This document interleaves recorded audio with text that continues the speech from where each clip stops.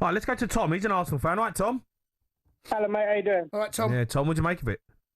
I just want to say he doesn't know what he's doing. He was the Chelsea manager for a season and a half, 2 seasons. He knows the Premier League really, really well. There's no way that we played like a top team today. There's no way. The subs were terrible. The changes were terrible. Everything was terrible. Yeah, it feels like he's got quite a few things wrong already in a short space of time. I'm not convinced that he knows what team he wants to play, whether he wants to go with experienced boys, whether he wants to go with young players, whether he wants to press, whether he wants to sit. If you don't mind me saying, Mr. O'Hara, would Southgate have won the Andorra game 1-0, or would it have been 3-0 and we'd all be moaning that 3-0 was terrible? Yeah, probably, but, you know, Southgate ain't here anymore, do you know what I mean? We wouldn't have lost to Senegal 3-1, would we? Well, we don't know because Southgate's not here, so, we've moved on. Yeah, but we'd never lost. We'd never lost, had we? Yeah, but we never won anything either. I think. No. But you're asking about winning the game and losing the game. I'm talking about going forwards and backwards, sir.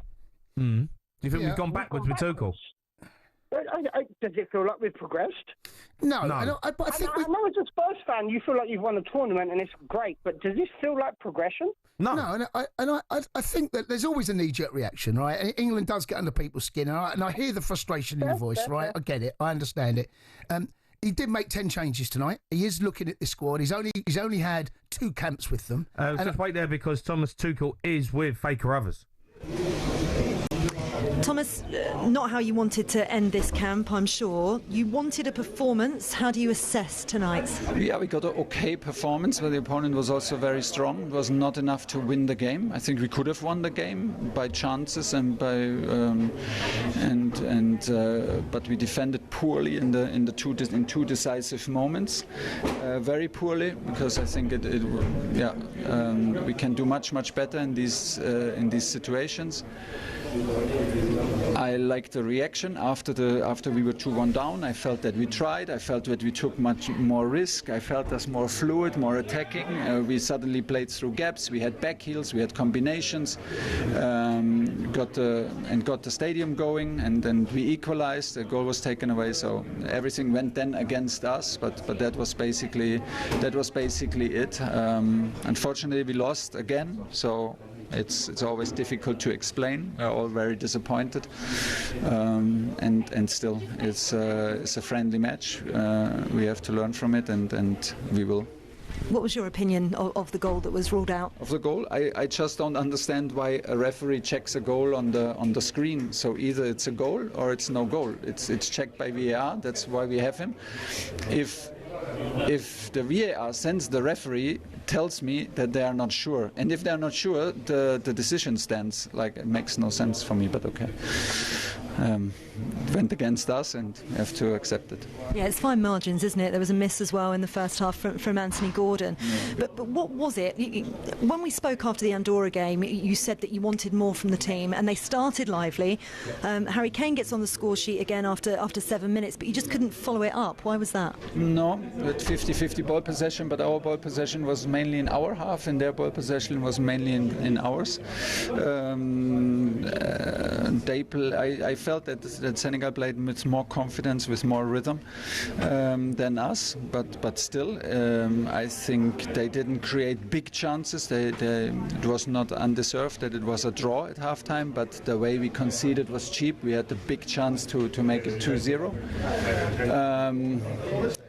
Still, second half, we conceded then in a moment where it was absolutely not coming, where we were dominant and controlling the match completely, and then conceded a very cheap goal with a long line chip ball, and he can run 40 meters towards our goal. This is very disappointing, and still the reaction then was okay. I think we deserved the equalizer and didn't get it, and got punished in the end.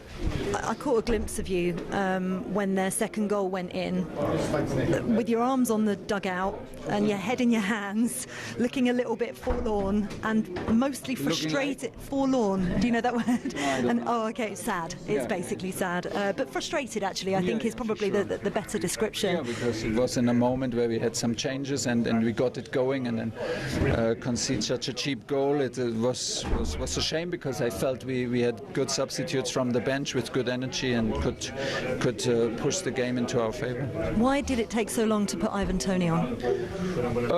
Because we were good. We were good in this. Ebbs was very strong, and together with Morgan Gibbs-White, with Morgan Rogers and Jude Bellingham, we created.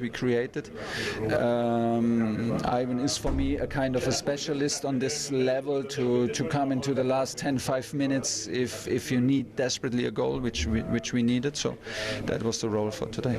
Just finally, a quick assessment, if you can, on the 2 games and this camp overall. Yeah, we're still lacking the same energy and the same, how did you call it? Liveliness that we show in training on the pitch. Unfortunately, I feel I'm happy with the investment of the players and how they act and how they prepare themselves for matches is absolutely top.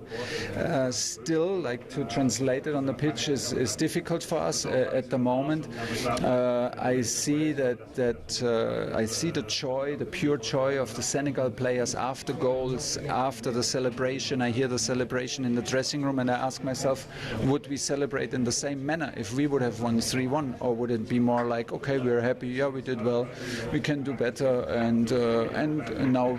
but we expect it from us. But and there is a little bit I have almost a feeling, and I include myself, that our expectation towards ourselves hold us back a little bit to play more lively, more exciting, and a little bit more with more courage, because we did exactly in the moment when we were 2-1 down, which shows me that this is the case. And but still, it is a big learning. It was a tough learning. It gets now more competitive in September, October, November by nature, and we will be ready. I look forward to seeing you tomorrow. Thank you, Thomas. Thank you. Faye Carruthers there with the England manager Thomas Tuchel. You can have your say on that shocking performance from England. You can't get away with it. No excuses. Poor performance all over the pitch. Manager gets it wrong. You can have your say. 03 717 22 33 Hello, darkness, my old friend. I've come to talk with you again. Ouch. It's harsh. You're listening to the Sports Bar on talkSPORT. Me, O'Hara and Jason Cundy. We want your calls after England were embarrassed tonight against Senegal. 03 717 22 33 Here's how it all sounded on talkSPORT.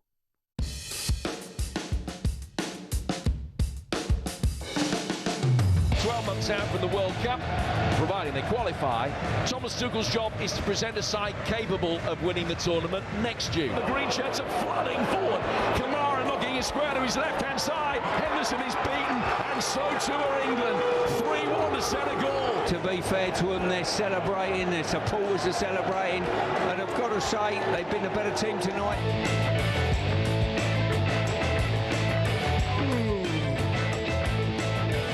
Big reminder tomorrow, Adrian Durham and Stuart Pearce has a special show from 1 p.m. live from St George's Park, where they're going to be joined exclusively by England manager Thomas Tuchel. So that's going to be an interesting chat for an hour they've got with him, so do not miss that one. We're taking your calls though. Let's go to Emily, who's a Nottingham Forest fan. All right, Em? Hello. All right, Em. How you feeling about that one, Em? What do you think? Oh, I mean, I'm just walking back, so I've kind of had a bit. You were there? Yeah. Oh, you poor thing. Yeah. Did you boo, Em? Did you boo? Yeah, I didn't want to because I wanted to. So that's a yes. You did boo then. A small amount. Right, What do you mean a small amount? Give us the boo. Give us the boo. What? Boo. No, I mean, I clapped, for Gibbs White and stuff because he did play really well, and it must be a lot of pressure to come on at your home ground. I mean, the support was amazing. People were chanting, even when he was on the bench, we were chanting and doing his chant and stuff, which was just lovely. And the roar when he came on was amazing. But I thought he was fantastic, but there were so many problems. I mean, it was awful to watch. I've watched Forest matches, and I think, as a diehard Forest fan, some of the matches we've played have been bad, have been hard to watch. This was really bad. Like, I didn't know where to look.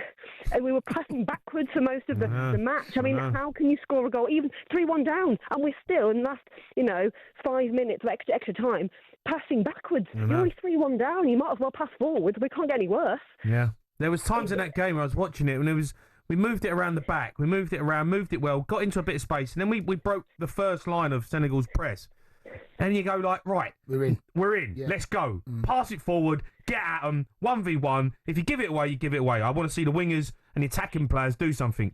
Then they go back. They start again. They go out. And then Senegal regroup. Senegal regroup, and you give the ball away, and you're like, yeah. What am I watching here? And they were on it. Senegal wanted this, and so as soon as we lost the ball, they were counter-attacking, and so you could see it happening. Even when we were one goal up, it didn't feel real because they were attacking so well, Senegal, and it was coming. The equaliser before half-time was deserved, and then. It felt like we're missing something, and so I'm not surprised they brought Gibbs White on. To be fair, I think he should have started the match. Yeah, I think he played his way into the team. Yeah, he was on the program. He was at home. What have you got to lose? You start him. But do you know what, Emily? Do you know what? Right, and look, everyone's disappointed, right? And I can hear the frustration. They had one caller for you, and Jay and I were watching it. We're head in hands kind of moments here.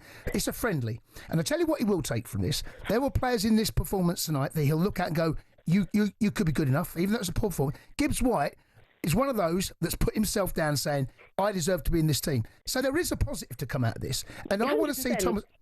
Sorry, go on in. I think that's the point. He Gibbs White would have given his right arm to start this match. There were some players that I think have got half an eye on the Club World Cup.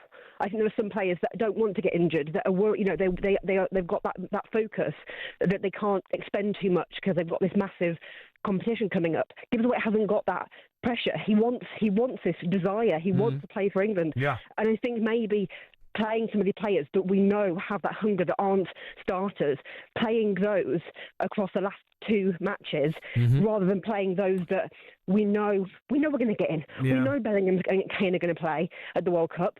So what's the benefit in starting them? No, he didn't start. That's the point, though. He'd made 10 changes. He didn't start Bellingham. He didn't start. Yeah. It was a lot of changes.